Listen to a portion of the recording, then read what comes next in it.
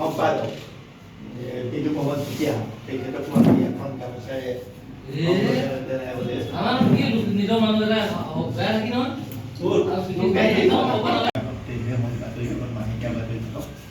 অগ্ৰদূত কাকতখনত পাই যাম 16 পৃষ্ঠাৰ এখন বাতৰি কাকত আমি কৈছিলোঁ মাহেকীয়া কাব্যপত্ৰ বৰ কবিতা কেন্দ্ৰিক এটা অনুষ্ঠান হয় কোনোবা অনুষ্ঠানৰ মাজত কবিতা অনুষ্ঠান হয় যেনেকৈ কবি চক্ৰ বা কবি সমাজ বা কবিসন্মিলনৰ অধিৱেশন পাতিব তেতিয়া কবিতা অনুষ্ঠান পাতে বুকফেয়াৰ সম্পাদক বিদু প্ৰমোদ ভুটীয়া তেখেতক মই এখন গামোচাৰে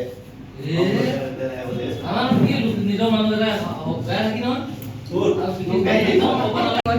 বকুলজোপা বকুল ফুলৰ মানে কোৱালিটিটো কি মই দেখা নাই কিন্তু সেই গড়মূৰ সত্ৰত বিয়াগোম এযোৰ 400 কুচীয়া বকুল আছে বকুল গছ ইমান ডাঙৰ হ'লে বুলি মই মানে আচৰিত খাইছোঁ তেতিয়া সেই মানে বকুলৰ পুলি এটা দিছিলে সেই কথাটো হ'ল কি তাকে লৈ মই এটা কবিতা লিখিছিলোঁ কবিতাটো মই কাকো কোনোদিন শুনোৱা নাই আজি প্ৰথম শুনাম শুনিব পদূলি মুখৰ বকুলজোপা ফুলিছে কুঁহিপাত মেলা দিনত হঠাতে তেওঁক মই লগ পাইছিলোঁ মোৰ কান্ধত আঠে বেঠে মেলি দিছিল স্নেহসিক্ত দীঘল অভিবাদন ওঠৰ দুই কোণত কলিয়াইছিল দুটি কলি পুৰণি চিনাকি যেন লাগিছিল আলফুলে দুহাতত তুলি দিলে এটি গছ পুলি পদূলি মুখত ৰুই থবা ফুলিলে পুৰণি দিনবোৰ গোন্ধাব তেওঁৰ স্নেহ একাজলি এটি সদ্যজাত জেতুকাৰ কেঁচা তেজত লুটুৰি পুটুৰি মই কাণ পাতি ল'লোঁ পদূলি মুখ পাই আলফুলে পুলিটো ৰুই থলোঁ পদূলি মুখৰ বকুলজোপা ফুলিছে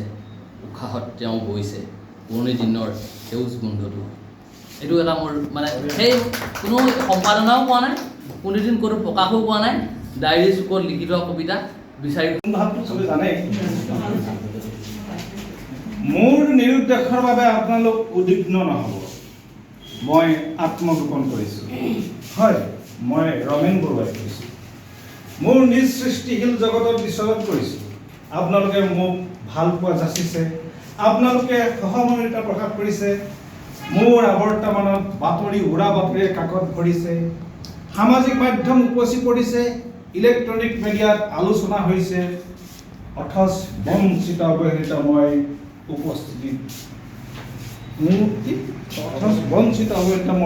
উপস্থিতিৰ সমগ্ৰ সময় মোৰ নিৰুদ্দেশৰ বাবে আপোনালোক উদ্বিগ্ন নহয় মই আত্মগোপন কৰিছোঁ আচৰিত ধৰণেৰে মোৰ আত্মগোপনৰ আলহী হৈছে মোৰেই সৃষ্টি সংগীত লহৰ সৃষ্টিৰ পৰশ যেন লাভ কৰিছে অজিত বৰুৱাই সাৱটি ধৰিছে কেশৱ মহন্ত আৰু দৌৰি আহিছে নৱকান্ত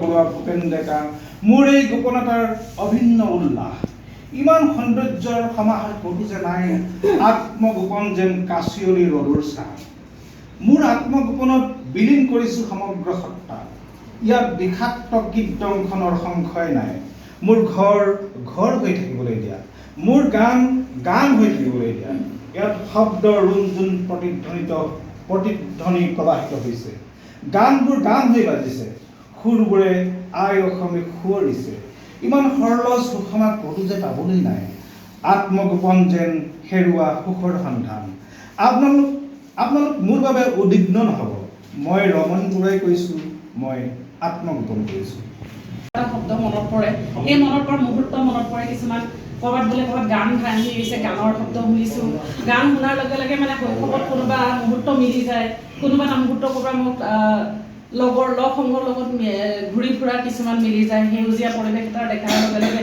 শৈশৱত কেনেকৈ পাৰ কৰিছিলোঁ নদী দেখাৰ লগে লগে নদীৰ লগত আমাৰ যিখিনি সম্পৰ্ক সেইখিনি কথা মনত আহে মনলৈ অহাৰ লগে লগে কেতিয়াবা এনেকুৱা হয় ৰাতি সাৰ পাই উঠো মানে কিছুমান শব্দ মনত পৰে ভাবোঁ লগে লগে লিখি লওঁ যদি মানে টোপনি যাওঁ তেতিয়া আকৌ এই কথাখিনি মনত নপৰে সেইকাৰণে মই কি কৰোঁ ৰাতি মানে উঠি লগে লগে দুটামান শব্দ লিখি থৈ দিওঁ লিখি লৈ সেইখিনিকে মনত পেলাই এটা মানে ছবি আঁকি লওঁ নিজে এখন ছবি অঁকাৰ পাছতহে মই কবিতা লিখোঁ মানে কোনোবা এনেকৈ বিশেষকৈ মোক বহুতে কয় নাৰীকেন্দ্ৰিক নাৰীবাদী নেকি বুলি বহুতে মোক সোধে মই মানে আৰ্টিকুলবিলাক লিখিলেও বহুত মানে নাৰীকেন্দ্ৰিক আৰ্টিকুল লিখোঁ সেইকাৰণে সোধে যে আপুনি নাৰীবাদী নেকি মই নাৰীবাদী বুলি নহয় কিন্তু মই যিখিনি মানে সচৰাচৰ যিখিনি সমসাময়িক আমাৰ নাৰী সমাজত যিবিলাক ঘটি থাকে সেইবিলাক ঘটি থকা আগতে মানে চাই থাকিব নোৱাৰোঁ, কেতিয়াবা মানে কবিতাৰে প্ৰকাশ কৰোঁ।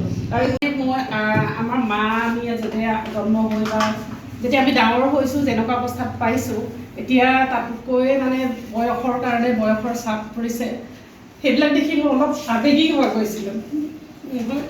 এতিয়াও আৱেগিক হৈছোঁ, সেইকাৰণে এই কবিতাটো লিখিছিলোঁ। কবিতাটো পাঠ কৰিম। আইৰ জীৱনৰ আবেলি। আবেলিৰ ভাপত ৰদালিৰ চাপত ভাগৰুৱা দেহত ৰুদ্ধ গতি বিমূৰ্ত মুহূৰ্ত যেনি তেনি হেৰাই জীৱনৰ ৰং সোণ হেৰিয়া অতি মোহনীয়া ৰামধেনুৰ ৰংবোৰ হেৰাই যাব ধৰে ক্ৰমে হেঙুল হাইতাল ভাঙি পশ্চিমৰ দিশে পাত বুটলে আই বোকা তুলটো দিয়া দোকানত আবেলিৰ চাহ ফেৰিনি পৰা শুভ্ৰ দলিচাত নাই ডালিমৰ দুপাৰী শক্তিশালী ঢাপ পিতাই নামৰ হীৰতাৰ সেন্দুৰীয়া সময়ৰ পানী বুঢ়াই পেলালে পলসুৱা পানী। ৰজাসকলে বচাব পাৰিলেহেঁতেন। তাতে কপি হ'লেও সঁচা কথা, জাতীয় সংগঠনৰ নেতা আৰু আমাৰ প্ৰতিনিধিবিলাকৰ মানে ভুলৰ বাবেই সেইখিনি শেষ হ'ল। হাত দীঘল সকুৱা গ'ল, তেওঁলোকৰ হাতবোৰ দীঘল হৈছে, দীঘল হাতৰ খক বেছি। তেওঁলোকে হাতবোৰ যেনিয়ে পাৰিছে যিমান পাৰে মেলি দিছে বোকাটোৰ লোভীয়া দ্বীপ্ৰতি। চৰিত্ৰ চাই হাত লোভৰ লেলাৱতী লেটি পেটি জিভাৰ দৰে শোষকৰ হাতবোৰ লগাইছে। লেলুক দৃষ্টিত অৰণ্যখন কঁপিছে, হাত দীঘল এটাক বিজলুৱা বিচাই ক্ৰমে ক্ৰমে কংখালসাৰ কৰিছে সেউজীয়া অৰণ্য। ধন্যবাদ। কিবা দুটক লিপষ্টিক লোৱা চৰাইজনী সেই কবিতাটোকে মই পাঠ কৰিবলৈ আগবাঢ়িছোঁ। এইটো মই কবালে যাওঁতে যেতিয়া ৰিংকুমণিয়ে নিমন্ত্ৰণ জনাইছিলে সেইটো সময়তে মই সেইটো ৰচনা কৰিছিলোঁ। তাকে মই এতিয়া মানে পাঠ কৰিবলৈ আগবাঢ়িছোঁ। কবিতাৰ শিৰোনাম দুটক লিপষ্টিক লোৱা চৰাইজনী। তোৰ ৰূপ সৌন্দৰ্যই মোক বৰকৈ আকৰ্ষণ কৰি আছে। তোৰ আশে পাশে ৰৈ থকা গছ বিৰি শান্ত সমাজিকা নিৰ্জনতাত তই ফুলনি কণ্ঠেৰে এখন মায়াময় সপোনৰ দেশ গঢ়ি তুলিছ। তোৰ আবেষ্টনীৰ চৌপাশে অৰণ্যৰ সহপাঠীৰ সৈতে চিয়াঙৰ বুকুত সাঁতুৰি নাদুৰি লুকা-ভাকু খেলিবলৈ আবেলিৰ শিমলীয়া বৰণ চাবলৈ শিৰাম অধীৰস্থ। ক্ৰমাৎ লথঙা হৈ যোৱা গছবোৰ শুকান ডাল চাৰিওফালে বিয়পি পৰা জুই ফুলৰ আকাশ যেন এইমাত্ৰ গিলি পেলাব অজগৰ এটাই দিহিং পাতকাইৰ ফাগুন। শিলৰ খটখটিয়ে কোন পাৰ হৈ যায় প্ৰাণ চঞ্চল উন্মুক্ত বতাহৰ দৰে বৰষুণ এজাকত কিঞ্চিত তিতি যোৱা নিৰ্জনতাই সুখী কৰি নিয়ে সমগ্ৰ। আৰু মই চাই ৰম নিৰ্বিকাৰ সেউজীয়াৰে গুচি যোৱা বসন্তৰ অধীৰস্থ উন্মুখ। এইটোৱে কোনোবা গুচি গৈছে, যাওক, যাবলৈকেতো আহে এদিন সকলোৱে। মানুহ বাদে আন সকলোতে থাকে স্থায়িত্ব মৃত্যুলৈ শিশুত্ব। প্ৰতিজন মানুহৰ মাজতে এটি শিশু থাকে। খেলি খেলি আমনি লাগিলে ঠাইতে বলটোক এৰি থৈ আহে। বলটো তুমি মই বা আপুনি যিয়েই নহওক বিশুদ্ধতা। তোমাৰ ভাল লাগে স্ফটিক উজ্জ্বলতা, মোৰো কিন্তু সোণৰো থাকে বদনাম, হীৰাটো দুৰ্নাম। তেন্তে তুমি কি? জীৱন মাটিৰ দৰে, ঘামতো তিতে, চকু পানীতো তিতে, বৰষুণতো তিতে, তেজতো তিতে, নয়ে খহায় বালিৰ পুতে। মাটিক কোনেও নিচিনিলেও মাটিয়ে মাটিক চিনি পোৱা মানুহে ৰদ বতাহ বৰষুণ ভাল পায়। আকাশ অৰণ্যৰ বুকুত বিচাৰে জীৱনৰ সমস্ত শান্তি। এই কবিতাটো এই বন্ধুজনকে মই লিখিছিলোঁ, তেওঁ মই বুজাব নোৱাৰিলোঁ। মানে মই তাৰপিছত মোৰ কবিতাবিলাকত আৱেগ বেছি দিওঁ।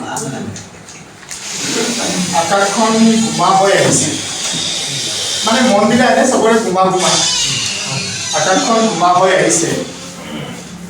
জাৰণিখনৰ নিৰ্জনতা ফালি ডাউকৰ কোৰশাল ভাসি আহিছে। বৰষুণ যাক নামি আহিব পাৰে,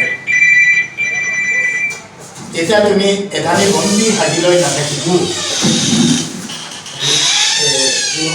বৰষুণ যাক নামি আহিব পাৰে, এতিয়া তুমি এধানি বন্দী হাগিলৈ নাথাকিবা। আহা মোৰ পাছে পাছে আহি থাকা। জীৱন বাটৰ খলা বমাবোৰ হেলাৰঙে পাৰ হৈ ঘাঁহ বনৰ গজালিৰে উবুৰি খাই থকা পথাৰখনৰ সতে আকৌ বৰষুণত আজি অৱগাহন কৰিম। আমি বৰষুণৰ সন্তান, বৰষুণে ধুই নিকা কৰা অন্তৰখন লৈ যাপন কৰিম সৰল জীৱন। চোৱাচোন সৌ চৰাইহাল কেনেকৈ চৌ মাৰি উৰি গৈ কেৰেকুটা বুটলি ফুৰিছে। কেঁকুৰা হালে গাঁতৰ পৰা ওলাই আহি আকাশলৈ হাত মেলিছে। এবাটি আহোমৰ ৰাগীত মতলীয়া গৰখীয়া ল'ৰাটোৰ দৰে বৰষুণ ঘূৰীয়া সুৰত গান এটি গাওঁ নেকি? প্ৰাচীন টঙিখনৰ অন্তৰংগতাই বৰ আমনি কৰিছে। এই খেতিয়কৰ ল'ৰা যে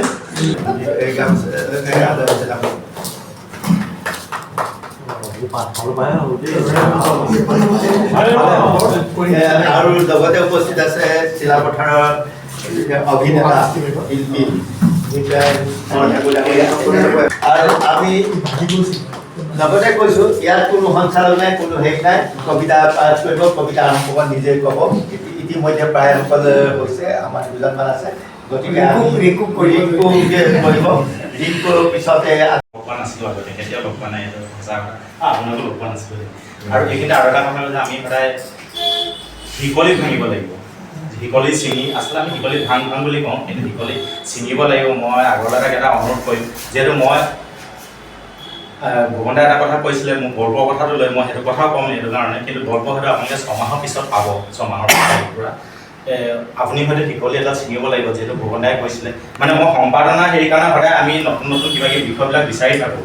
সেইটো কাৰণে কি হয়, কিছুমান কথা আমি ক'বলগীয়া হৈ যায়, আৰু সেইটো এটা খুব ভাল আমি বিষয় এটা পাম। ভুৱন দাই যিহেতু কৈছিলে যে আপোনাক কবিতা লিখিবলৈ, আপুনি কবিতাটো লিখিব নেৰিব, তেওঁ কথা ৰাখিব, আৰু শিকলিডাল অকণমান ঢিলা কৰি আপুনি আগলৈ যি যে আপুনি পণিবিকাশ পাতিলে আপুনি প্ৰথমতে এটা গল্প লিখক আৰু এখন উপন্যাস লিখক, খুব ভাল হ'ব। আৰু তাত যিটো আমাৰ এতিয়া বনৰীয়া ঘূৰা এটা চলি আছে, প্ৰবাহ আজি হিট প্ৰবাহ মহোৎসৱৰ কথাটো হয় নহয়, চবেই প্ৰবাহ সম্পৰ্কত লৈ আছিলে। আৰু প্ৰবাহ মই এটা কথা কৈ লওঁ, ৰিংকুবাই ভুলতে মোকো মাতিছিলে, কিন্তু ভুলতে বিপুল দা সেইখন মোলৈ পঠাই দিলে।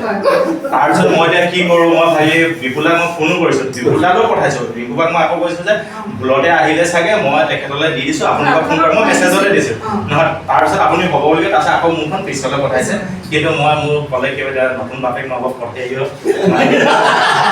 ল'ৰাটো সুধি আছিলে, সেইকাৰণে মই যাব নোৱাৰিলোঁ, যাম সময়টো পৰি গ'ল। আৰু এটা কথা হয়, আচলতে মই কেতিয়াও নাজানিছিলোঁ, এইটো অভিজ্ঞতাই। মই এইখিনি কথাত আৰু এটা কওঁ, অভিজ্ঞতা মানে কি হয়, আপোনাৰ কবিতা আমি যে কৈ আছিলে নিৰ্মাণ, বিনিৰ্মাণ, ৰচনা, আচলতে মই সদায় কওঁ কবিতা আচলতে সদায় স্ব ভাষাতেই নিজৰ ভাষা।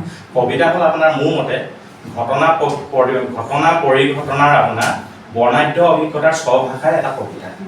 গতিকে যেতিয়া আপুনি সেই ভাষা হেৰি কৰিব যাব, সেইটো এতিয়া মোৰ বাপেক হৈ বিভিন্ন ধৰণৰ, এতিয়া মই 2টা কবিতা লিখিছোঁ সেই বিষয় লৈ, নাজানিছিলোঁ অভিজ্ঞতাটো হৈ গৈছে কেনেকৈ। ল'ৰা বোলে আগতে বিজুৰীয়া মাহত খুৱাব লাগে ভাত, আৰু ছোৱালীক জুৰীয়া মাহত, কিন্তু ওলোটা হ'ল ল'ৰা আচলতে জুৰীয়া মাহত, ছোৱালীক বিজুৰীয়া মাহত।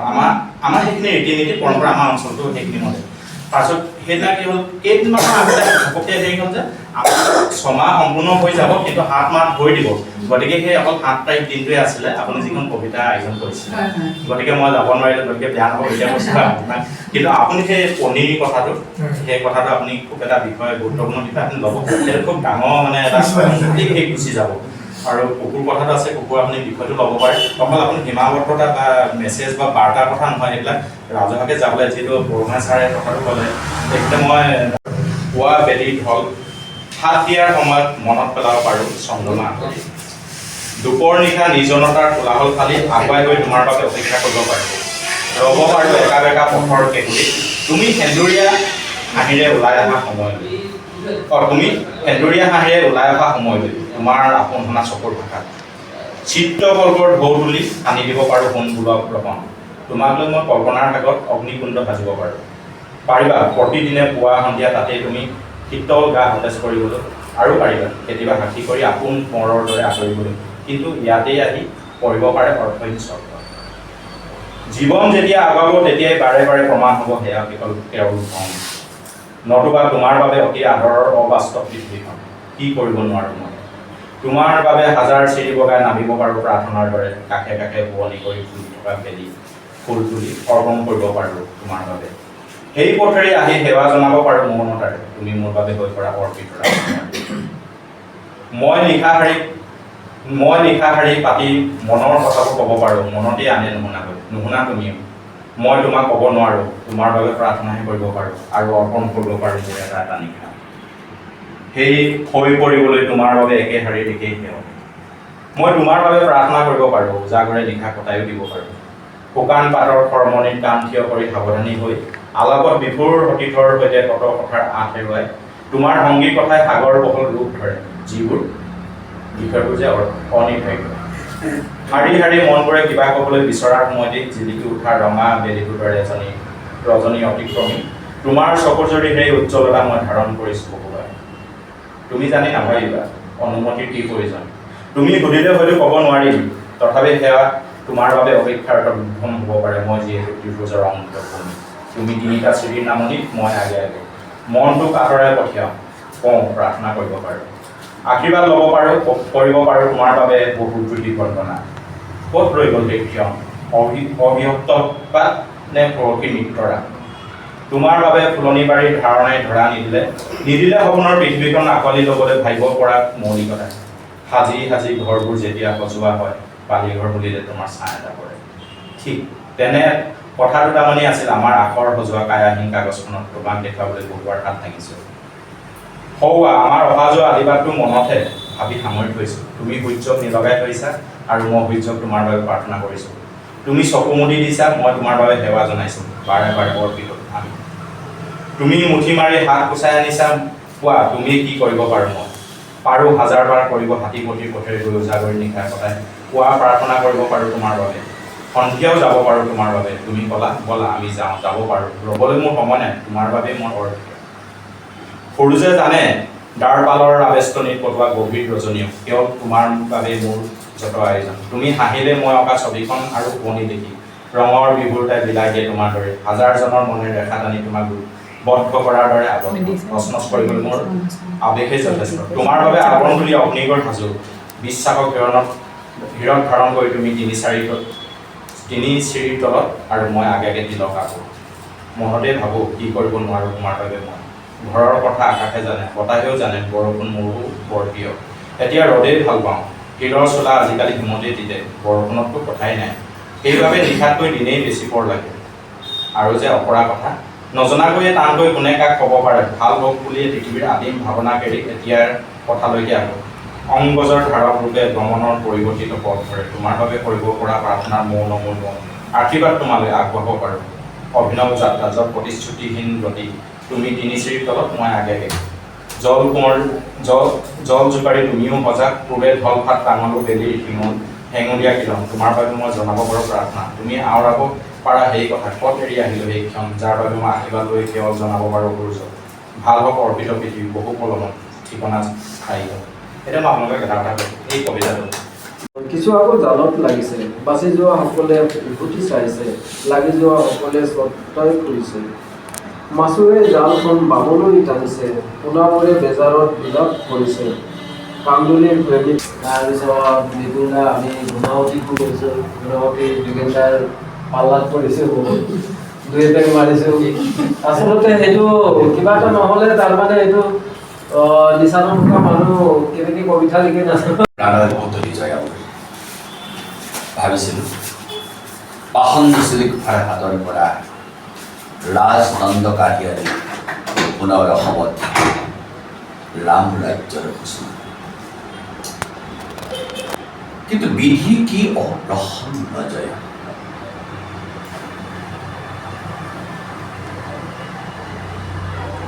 আহোম ৰাজকুঁৱৰসকলক অংগঘাত কৰিবৰ বাবে বাটী পথে ৰাজ কৰিছে। বাটৰুৱা কেইজনমানৰ সৈতে কথা পাতি থাকোঁতে চাওদাং বৰুৱাই মোক আক্ৰমণ কৰিছে। শুনিছোঁ বহু কেইজন কোঁৱৰক ৰাজশালালৈ গৈছে। মই কোনোমতে প্ৰাণ লৈ তোমাৰ ওচৰত পলাই আহিছোঁ। আৰু বিশেষ নহয়, ইয়াৰ পাছত হয়তো কবিতা লৈ নিশ্চয় আহিম আপোনালোকৰ লগত একেলগে কবিতা মেললৈ। ভাল লাগিছে। আলোচনা চলি আছে। মই আজি এটা কথা কম, এই যে আমি ধেমাজি বৰ্তমান যে কৰি আছোঁ, তাৰ কিজানি চবতকৈ পুৰণি কবিজনেই আমাৰ সন্মুখত আছে। বৰ্তমান নিৰঞ্জন কাৰ্যকলাপ কৰি থকা নবীন বৰা গোহাঁই সকলোতকৈ পুৰণি হ'ব।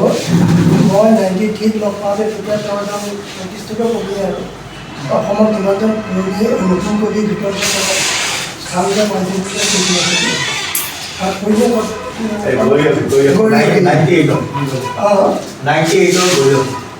98 বছৰ হ'ব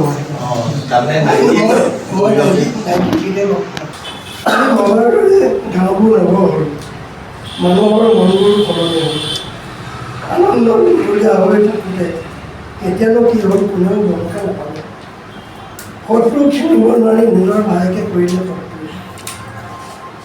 তাকে দেখি তোমাৰ দেহত উঠিল অগণি তেজত উঠিছিল বিৰণি ইহঁৰ উমেৰে সাঁচি ৰখা কথাবোৰ আমাক কৈছিলা বিশ্বাসত তুমি বহু কথাই কৈছিলা যিবোৰ কথা আমি ভবা নাছিলোঁ যোৱাৰ আগতেও কৈছিলা জীৱন নামৰ ভাৱ লৈ কৰা স্মৃতিবোৰ সাঁচি ৰাখিবলৈ কিন্তু তুমি ভবাৰ দৰে কথাবোৰ সিমান সহজ নহয় আমাৰ হৃদয়খন হৃদয়খনকে বন্ধ কৰি খোলাকৈ কথাবোৰ কোৱাৰ পৰিৱেশ নাই সময় বহু কথাই সলনি কৰে এতিয়া কবিতা আছে প্ৰকাশৰ দুলনি আছে কমেলা মেলিয়াৰ নেটবোৰ তলত মৃত্যুৰ এটা গাঁও অবিৰত ঘটনাবোৰে মৰকেটা কাগজী থকা কুমাৰী সিহঁতো গোপনে কথা পাতে সুবৰ্ণ সময়বোৰ সিও দিয়া সপোনবোৰ সদায় বুকুত সাঁচি ৰাখে এদিনৰ বাবে ব্যস্ততা সামৰি ভাগৰ নেওচি আগবাঢ়ি গ'ল দেখা পাৰি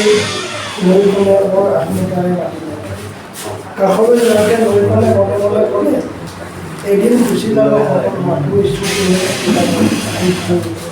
আৰু আহিলোঁ এইটো মই যিহেতু আমাৰ বন্ধুবৰ্গ আৰু শিক্ষাবিদ ইয়াত আছে আজি ঘৰুৱা হিচাপে আমি আগবাঢ়াই পাতিছোঁ ৰাজীৱ আৰু ডিম্পল চুতীয়া যুৱ ছাত্ৰ পৰিষদত মই লগ পাই সিহঁতৰ বিভিন্ন অঞ্চলৰ পৰা আহৰণ কৰিছিলোঁ ভাৰতী কবিতা 9-10ৰ পৰা মানে 8-7ৰ পৰা তাই কবিতা ক্ষেত্ৰখনত মই ক খ জোপোৱা লিখা আছে যেতিয়া মই ভাগৰত জোৰোলা হওঁ পিছ দুৱাৰেদি ওলাই গুচি যাওঁ তাই ঘৰলৈ কুকুলা মেঘৰ উৎসৱত যোগ দিবলৈ অথবা কেই পিয়লামান শব্দৰ প্ৰতিভা দি খাবলৈ একো নোকোৱাকৈ তেতিয়াই আগবঢ়াই দিয়ে তাই হৰিণা জোনাকে আঁতৰা এখন চোতাল আৰু এপিয়লা শব্দৰ পিকাচা খাবলৈ অবাক বিস্ময়ে বুকুত মুখ থয় তাই মোৰ কলিজাৰ স্পন্দন ধন্যবাদ তোমাক লগ পাব মই কবিতা দেখাওঁ মই এইটোৱে ক'লোঁ আৰু এতিয়া যিহেতু মই মোৰ গৃহস্থ হৈছোঁ এই গৃহস্থ হিচাপে মই সকলোকে আদৰণি জনাইছোঁ আৰু লগতে মোৰ বন্ধু এজন আছে মোৰ লগৰ মোৰ কেমেৰা ভিডিঅ' জাৰ্নেলিষ্ট সি কবিতা ইমানে বেয়া পায় সি কবিতা অনুষ্ঠান আজি সি আছে বুলি ভাবি মোৰ লগত ধেমাজি আহি গুচি গ'ল এটা প্ৰশ্ন সি 3টামান বাইকৰ মই আৰু ইয়াৰ একমাত্ৰ কাম কৰি সি সদায় উইলছন দাক চাই উইলছন দাক দিয়ে সি তাক দেখিলে কয় এই তহঁতৰ দালদৰিদ্ৰ কবিতা আমি কৈছোঁ কবি বেচাৰা কি কাৰণে কিয় নাজানো কবিবিলাক দালদৰিদ্ৰ বুলি কৈছে তেখেতে ইমানে বেয়া পায় শুনিবলৈ বেয়া পায় আৰু কবিতা অনুষ্ঠান কৰিবলৈ নাহে আৰু নেযায়ো নকৰেও আমি যে অনুষ্ঠান এটা কৰি তাক শুনাম বুলি ভাবিছিলোঁ আজি কিন্তু সি এটা চিলনি হয় সি গুচি গ'ল ইয়াৰ পৰা আমি কবিতাতে অনুষ্ঠানলৈ পাতোঁ বা কবিতা অনুষ্ঠানলৈ আহোঁ ইয়াতো স্বাৰ্থৰ কাৰো নাই ইমান দূৰৰ পৰা জোনাইৰ পৰা চিলাপথাৰৰ পৰা আৰু ইমান খৰচ কৰি সময় খৰচ কৰি যেতিয়া আহিল এইটো এটা বেলেগ বস্তু তাৰমানে কিমানখিনি আন্তৰিকতা থাকিলে এই কামটো হয় সেই কথাটো আমি লিখি উলিয়াব পাৰোঁ গতিকেলৈ আৰু আজি আটাইতকৈ মোৰ কম বয়সীয়া হিচাপে যিমানখিনি কবিতা অনুষ্ঠানলৈ গৈছোঁ আজি সাৰ্থক অনুষ্ঠান হৈছে কেলৈ কোনো এজন কবিয়ে ইয়াৰ পৰা পলাই যোৱা নাই এটা পৰিকল্পিত হৈছে আৰু তাৰ বাবে চেজত দিব লাগিব বিপুলদা আৰু নবীনদা একদম পৰিকল্পিত হৈছে তেখেতলোকে কৈছে মোৰ আজি কবিতা অনুষ্ঠানলৈ হয়তো মই 12 বছৰ 13 বছৰ হৈছে অহা আৰু মই কিমানটা অনুষ্ঠান পাতিলোঁ মই নিজে দেখিব নোৱাৰোঁ বহুত অনুষ্ঠান পাতি দিছোঁ মই নিজে বয়সত সৰু হ'লেও আমাতকৈ বয়সত ঠিকনা নাই আজি কি লিখিম আপোনালোকে লিখাৰ পাছত গম পাব মই নোট কৰি আছোঁ ইয়াতে এইজন আমাতকৈ যথেষ্ট ডাঙৰ তেখেতক মই কবিতা অনুষ্ঠান দিছিলোঁ তেখেত মনত আছে তেখেত লখিমপুৰত বেছি থাকে মই ক'লোঁ যে আহকচোন আপুনি এটা এনেকুৱা অনুষ্ঠান পাতিছোঁ আমি গ'ল্ডমণিত আপোনাৰ কবিতা অনুষ্ঠানটো কি আছিলে কেন্দ্ৰীয় বিদ্যালয়ত পঢ়া অঁ সেইটোতে ডাঙৰ অনুষ্ঠান হৈছে তাত কিয় জানে ইমান ধুনীয়া আপুনি আহিছিলে ইমান ধুনীয়া অনুষ্ঠান হ'ল লাষ্টত গৈ গৈ হ'লে 5-6টা মানুহ নাই প্ৰথম প্ৰায় আমি দুটা আছোঁ অঁ আপোনাৰ যোন থাকেই বোলে এই আক্ষেপটো বহুত কবিয়ে থাকে বহুত মানুহে থাকে আৰু সেইটো কাৰণে আমাৰ অনুষ্ঠান সৌম্য সাৰ্থক হোৱা নাই কিন্তু আজিয়ে সাৰ্থক হৈছে নেকি মনোমান হয় শুনিছে যদি কাৰোবাৰ অলপ দেৰি হৈছে কিন্তু আজিয়ে সাৰ্থক হৈছে পৰিকল্পিতভাৱে যদি কবিতা অনুষ্ঠান নকৰে কবিতা আমি অনুষ্ঠান পাতিলাম আৰু আমি সময়বিলাক বেছি ল'ব লাগে আমি যদি চাওঁ 11 বজাৰ পৰা 11 বজাৰ পৰা ইমান দেৰিলৈকে আমি কবিতা অনুষ্ঠান পাতিব লাগে মই সদায় সময় সীমাত চাওঁ সেইটো কাৰণে হয়তো মোৰ বয়সত হ'ল আপোনালোকক এই নবীন এই আমুক হ'লে নেকি বুলি কৈ দিওঁ তাৰমানে হয়তো ইয়াত সকলোৰে কাম আছে সকলোৰে পৰিয়াল আছে সকলোৰে কিবা আছে কৰিব লাগে সমালোচনা কিন্তু চবৰ কবিতাত সমালোচনা হ'ব লাগে এতিয়া আগস্থানে আগভাগ পালে মৃদু পণ্ডাৰ বহুত আজি কিমান কবিতা সমালোচনা হ'ল তাৰ ওপৰতো আমাৰ কবিতাবিলাক আলোচনা নহ'লে লাষ্টৰ কবিতাবিলাক সেইটো নহ'ব চবৰে হ'ব লাগিব আৰু বিপুলে চবকে সমালোচনা কৰা সামৰণি মাৰিব বিচাৰিছোঁ আমাৰ আমি খন্তেক জলযোগৰ হেৰি